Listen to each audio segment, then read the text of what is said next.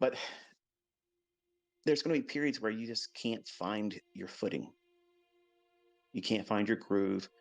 And the best thing you can do as a developing student is, as soon as you figure that out is the case right then and there, remove risk. Even if you're in a trade, just remove it, close it. But Michael, what happens if I would have held on to the trade? Who cares? Because again, we're going back to that same problem. You're assuming your entire career is encapsulated in that one trade. That's not disciplined.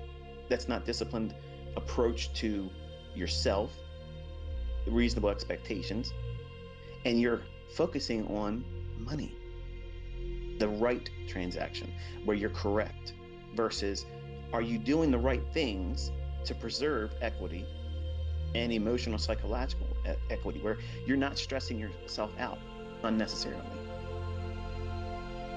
And you can do that being in a trade while fatigued, or you just feel off, like you don't have the confidence. And that's not the same thing as new developing traders forging patience, because that's normal. You're going to feel that.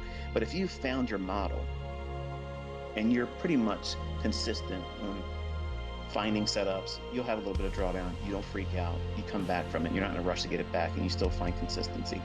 I'm talking to that crowd right now when I'm saying this. If you ever get to that point where you get into the market and you have a position on and you just don't feel connected, you will not be able to respond as you should when the warning signs are flashing.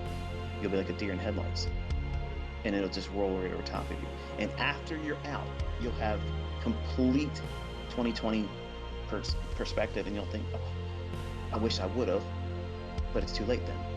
Versus you get out, it does move in your favor. It's okay because you removed yourself from that potential because you don't know the outcome. That's the problem when you have something move after the fact. When something happens after it's done, the hyenas will come and laugh and cackle, and they'll think they have something. And when the lion stands up and rips their ass apart publicly and sends them packing, they're not around laughing anymore. So you have to control how much the hyenas can have access to. And in the market, they'll take your ass off completely if you're not in control of yourself, if you don't manage the risk. And the only way you can do that is be disciplined. There's nothing wrong. There's no weakness. It doesn't mean you're not a good trader. If you feel and you acknowledge that you're not dialed in, that means you're not focused. You can't focus. You have things tugging at you. Your attention's elsewhere. You don't feel well. You're just fatigued. You're tired. You just don't feel like you're hitting on all the cylinders that you would normally expect yourself to be doing when you're trading. They're all invitations, as far as I'm concerned, for you to say, you know what, I'm just going to disconnect. I'm going to come back either today or in a few days. I'll take a week off, recuperate, rest. The markets repeat over and over and over again. I've been going daily with you all on Twitter to some degree or another, and it's pretty consistent. Where I'm pointing, market generally goes there.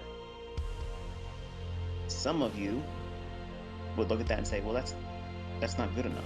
You know, I want to be told when to get in, get out. Well, you need to go somewhere else, because I'm not promising you that. I'm promising you, I'm going to teach you how to reprice, but you have to submit to a lot of things. And it's not have it your way mentorship here. I'm not running Burger King.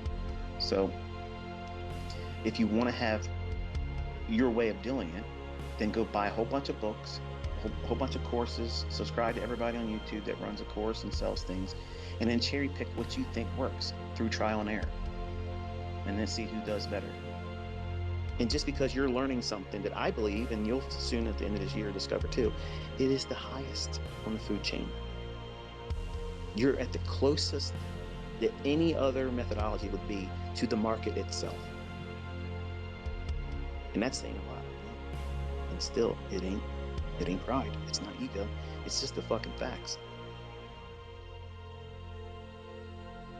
And when you warm up to the idea that these concepts, we'll call it from that perspective going forward, they give you an edge that is only going to be as good as the trader that implements them. If you come into it groggy, sick, mad, bent, drunk, high, you're not going to be doing it like you're supposed to be doing it. Your perspective is going to be skewed, and that's not equating to really using it like I'm teaching it.